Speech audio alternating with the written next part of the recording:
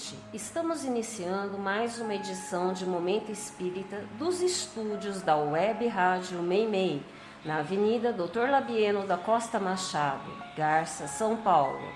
E este programa está sendo transmitido pelas webs Rádio Unirádio e Alternativa e também pela Nova Alternativa FM. Momento Espírita no seu 52º ano de apresentação pelo rádio. E hoje é o dia 2 de março de 2025, é um domingo na estação verão. Os nossos cumprimentos a você e a todos que nos assistem, saúde e paz. Temas que vamos abordar nesta edição. Aos 52 anos, Momento Espírita inaugura uma nova fase de apresentação. A lei humana, ainda que imperfeita, é a melhor forma de fazer justiça. Não é recomendável fazer reuniões mediúnicas em casa. Os olhos humanos veem a morte, mas não veem a desencarnação. Deus pode ter 1000 nomes, mas é o mesmo Deus para todos nós. Momento Espírita agora, transmitido também pela Nova Alternativa FM. E você pode participar de Momento Espírita enviando suas perguntas ou comentários por telefone ou WhatsApp para o número 14 981 05 15 35 05 15 35. Atenção para o livro que vamos sortear logo mais ao final do programa, entre os ouvintes que se comunicarem conosco.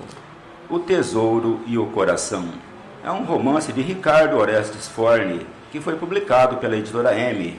Mande uma mensagem para o número 14 981 05 15 35 dizendo que quer ganhar o livro.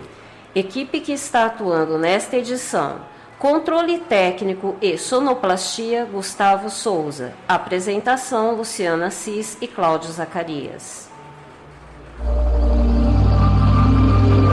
Momento Espírita. Um tempo de paz.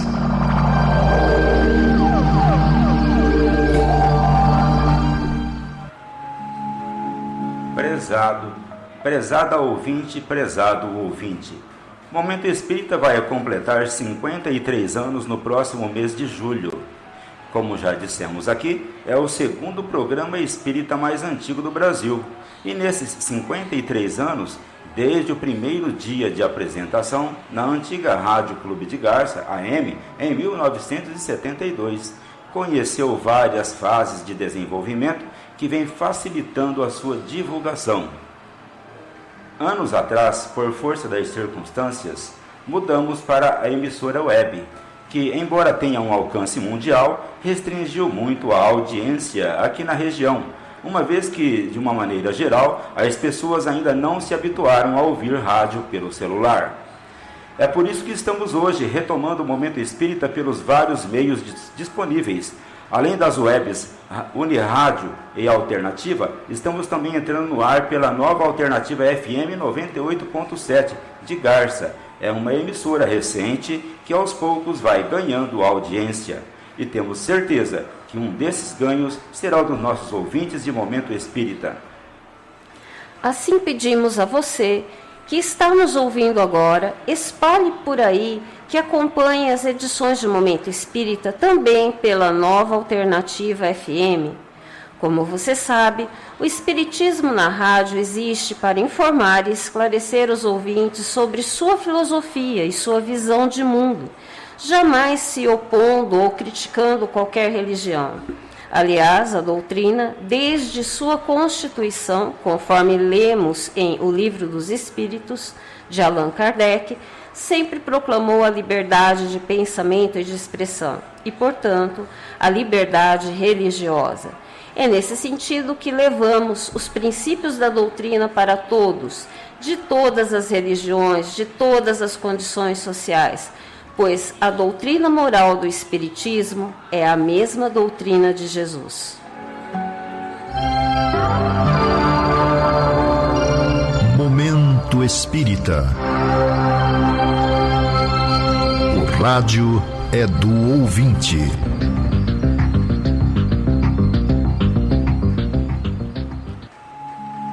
E a primeira questão de hoje veio a propósito de um comentário que surgiu no Centro Caminho de Damasco sobre um grave incidente ocorrido em nosso país dias atrás.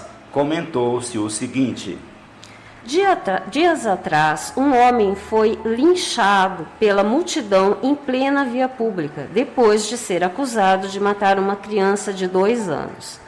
A pergunta que faço é a seguinte: se esse homem cometeu esse crime bárbaro, sua morte por linchamento não contempla a lei de Deus? Nesse caso, o que a multidão fez não foi apenas cumprir a justiça? De forma nenhuma. Está errado. O linchamento é violência, é vingança, cometida no calor das emoções descontroladas da multidão que não pensa. Todo ser humano, por pior o crime que pratique, não pode ser condenado e muito menos executado de forma cruel, sem ter o direito de defesa. O linchamento é um retorno à terra sem lei do passado distante, antes mesmo da civilização, quando os conflitos eram resolvidos de maneira violenta entre as partes, quase sempre alimentado pelo ódio e pelo rancor em forma de vingança. Mas isso, como nós dissemos, antes da civilização, antes de a sociedade se organizar e criar as leis para regular as relações entre as pessoas e impedir que a justiça fosse feita pelas mãos das vítimas. A partir do momento em que o ser humano compreendeu que não deveria mais ser o indivíduo, mas a sociedade que cuidaria do julgamento e da condenação do criminoso, ela, sociedade, assumiu esse papel. É desse modo que a lei, estabelecida pelo Estado, foi um avanço moral da sociedade, fazendo com que os criminosos fossem julgados por um tribunal organizado dentro de princípios de justiça.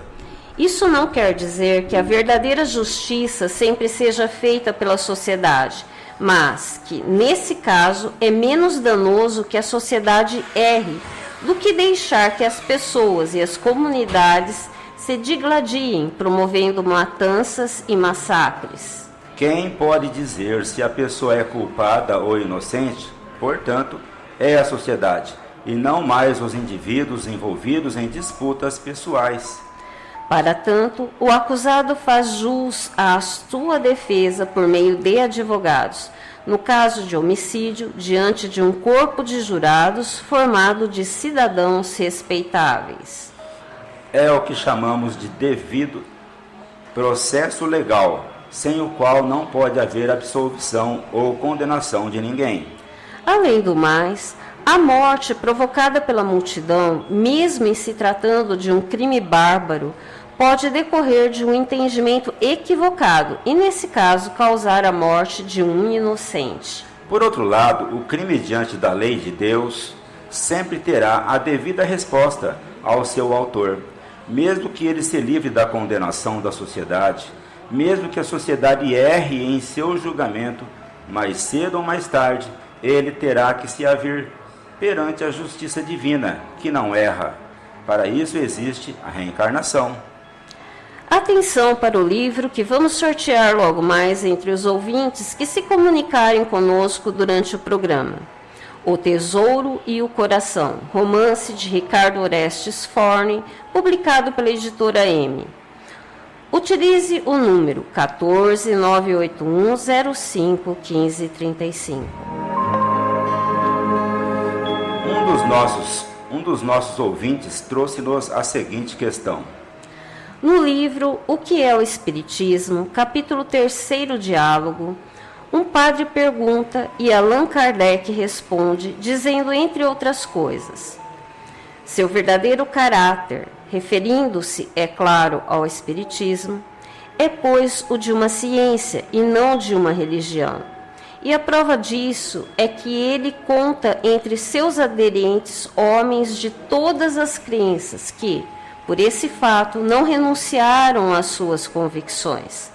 Católicos fervorosos que não deixam de praticar todos os deveres do seu culto, quando a Igreja não os repele. protestantes de todas as seitas israelitas, muçulmanos e mesmo budistas e brahmanistas. A pergunta do ouvinte, decorrente desta citação, é a seguinte: por que esse comportamento não é mais recomendável? Muito oportuna a sua observação, prezado ouvinte. É de fato nos primeiros anos de Espiritismo, por conta desse caráter filosófico e científico da doutrina, parecia que o Espiritismo vinha para adicionar e não para separar. Isso pelo fato de a doutrina não querer se impor, de não disputar adeptos com as religiões e de não condenar nenhum culto, mas respeitar todos eles. Tal situação aconteceu muito no Brasil do século XIX, conforme podemos ler na história dos primeiros anos do Espiritismo no Brasil. Uma pessoa assim, que tomasse conhecimento da doutrina, que era a grande novidade da época, achava que podia ser católica e espírita ao mesmo tempo. Do mesmo modo, protestante e espírita, budista e espírita, etc. Todavia, com o tempo, o que se verificou, embora a doutrina jamais impedisse que seus adeptos comparecessem em outro culto, é que a condição de espírita, que acredita na comunicabilidade dos espíritos, na reencarnação e na evolução espiritual, principalmente, acabava por afastá-los naturalmente de doutrinas que não seguem esses princípios. Mas isso se deu, como nós dissemos, de forma natural, pois o Espiritismo não proíbe e nem determina nada, deixando para seu adepto a decisão de escolher o caminho que lhe parece mais conveniente. Em muitos anos de Espiritismo, conhecemos pessoas que começaram frequentando o centro e cultos de outra religião, mas à medida que foram se integrando no espírito da doutrina, acabaram se afastando naturalmente desses cultos, permanecendo apenas frequentando a casa espírita. Nesse sentido, tivemos vários depoimentos de pessoas que afirmaram ter que se desligar dos antigos cultos porque não se sentiam devidamente acolhidos com suas novas ideias. Portanto, prezado ouvinte, não é questão de se recomendar ou não que as pessoas trilhem mais um caminho. Como dissemos, não há recomendações e proibições, mas simplesmente escolhas segundo o arbítrio de cada um. As atividades da evangelização infanto-juvenil aqui acontecem todo domingo a partir das 9h45 no Lar Meimei, às 10 horas, e reunião da mocidade. A Livraria Batuíra empresta livros, DVDs e outras publicações a quem se interessar. Ela permanece aberta durante as reuniões de passe. Os passes são aplicados diariamente no Centro Espírita Caminho de Damasco, menos na quinta-feira, às 18 horas. As crianças acompanhadas dos pais recebem passe a partir das 17 horas e 30 minutos. Reuniões de estudo do centro. Segunda-feira, estudo do Livro dos Espíritos. Quinta, estudo do Evangelho. E sexta-feira, estudo de uma obra de André Luiz.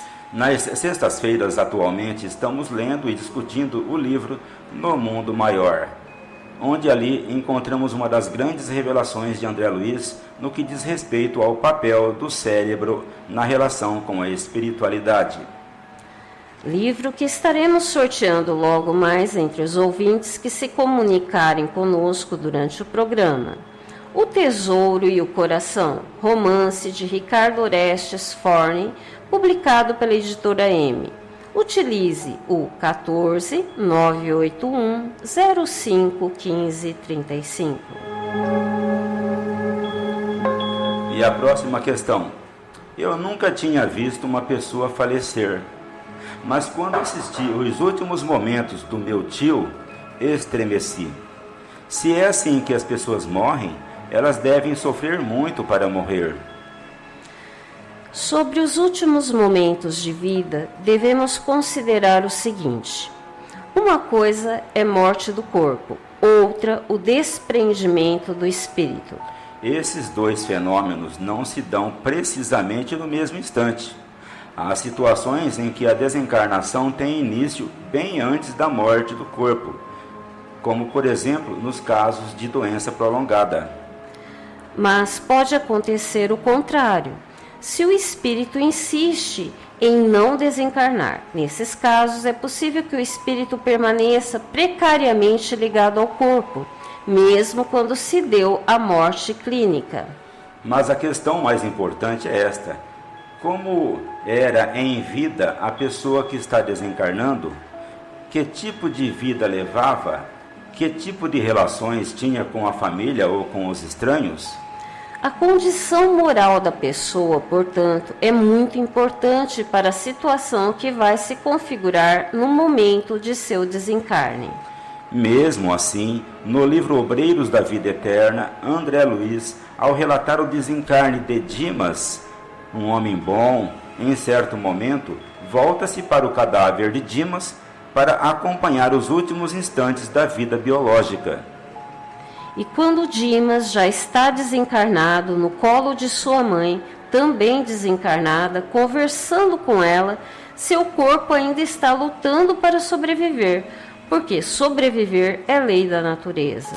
A vantagem é que Dimas, como espírita, não estava preocupado com o corpo, pois se desligara definitiva e mentalmente dele, razão pela qual a luta do corpo para sobreviver nele não tinha nenhuma repercussão. Desse modo, caro ouvinte, nem sempre é possível saber da condição do espírito com base apenas nas reações tormentosas que o corpo apresenta nos momentos de agonia. E se você quiser mais detalhes sobre essa situação, leia com atenção o capítulo 15 de Obreiros da Vida Eterna, intitulado Aprendendo Sempre. Existem muitas coisas a que às vezes não damos o devido valor. A vida, por exemplo. A vida é uma bênção divina. Através dela, podemos ser felizes e proporcionar a felicidade aos outros. Por isso, é preciso defender a vida, a nossa vida e a do próximo. Pena de morte, aborto, suicídio e eutanásia são formas de violência contra a vida com as quais não podemos concordar. Lutemos em defesa da vida. Pena de morte. Um crime não justifica outro crime. Diga não. Suicídio. Um gesto infeliz. Dê uma chance a você mesmo. Existe sempre alguém para ajudá-lo. Aborto, um ato de covardia. A vítima não pode defender-se. Eutanásia, uma ação criminosa. Com confiança em Deus e o firme desejo de obedecer suas leis, a vida terá outro sentido. Mensagem em defesa da vida. Apoio. Federação Espírita Brasileira. O Clube do Livro Espírita de Garça é um serviço do Centro Espírita Caminho de Damasco. Obtendo os livros por preços abaixo da tabela, o clube permite que as pessoas os adquiram por apenas R$ 27. E durante este mês de março, o Clube do Livro está entregando aos seus associados mais uma obra espírita recém-lançada. Para receber o livro, basta você se associar ao clube, ligando para Luciane no 14988 130905 ou enviando e-mail para clubedomlivro@caminhosdedamasco.org, dando nome e endereço de entrega. O Clube do Livro só faz entregas na cidade de Garça. E atenção que o brechó do Lar Meimei funciona toda sexta-feira a partir das 13 horas. Entrando no site do Centro Espírita Caminho de Damasco, você vai obter uma série de informações sobre o centro e sobre o espiritismo. Você pode entrar nesse site acessando o link www.caminhodedamasco.org. Nele você vai encontrar todo um material informativo sobre o centro e suas atividades. Clicando no menu, você encontrará, entre outras matérias, as gravações das edições anteriores de Momento Espírita. Encontrará também as informações sobre o Clube do Livro, os vídeos palestras de temas variados, bem como mensagens espíritas em card e em áudio.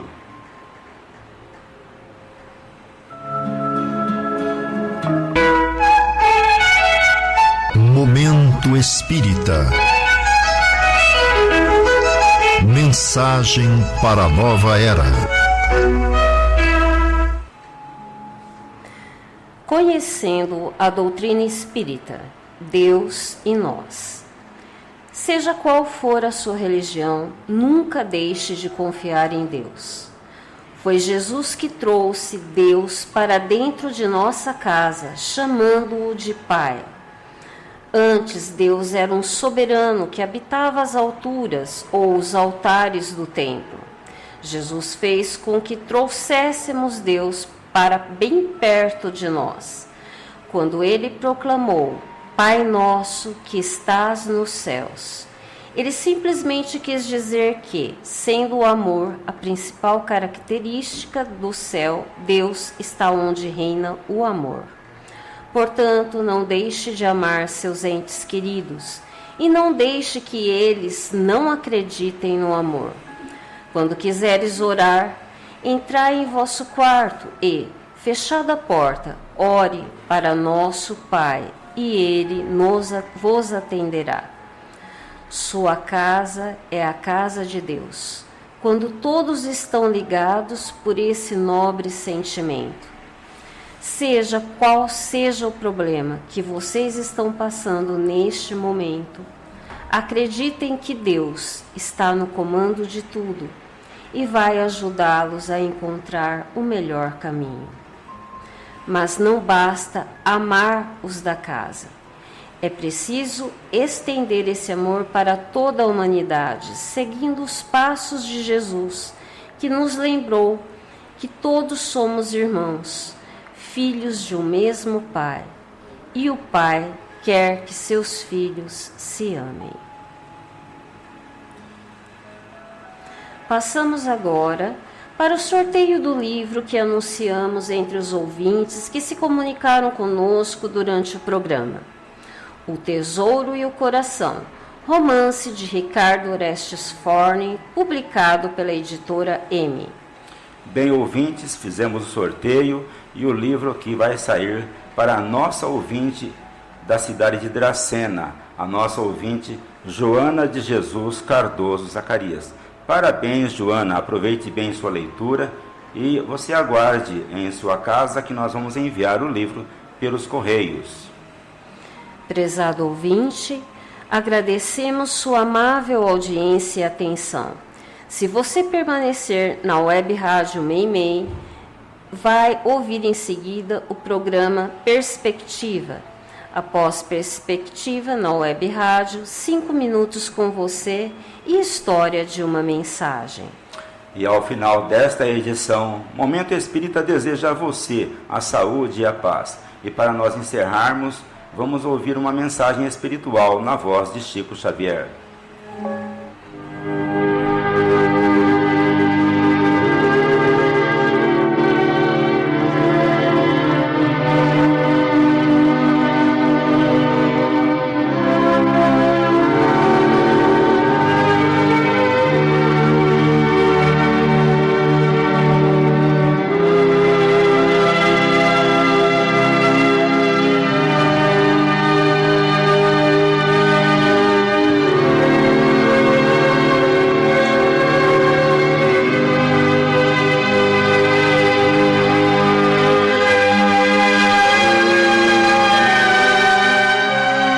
Oração nossa.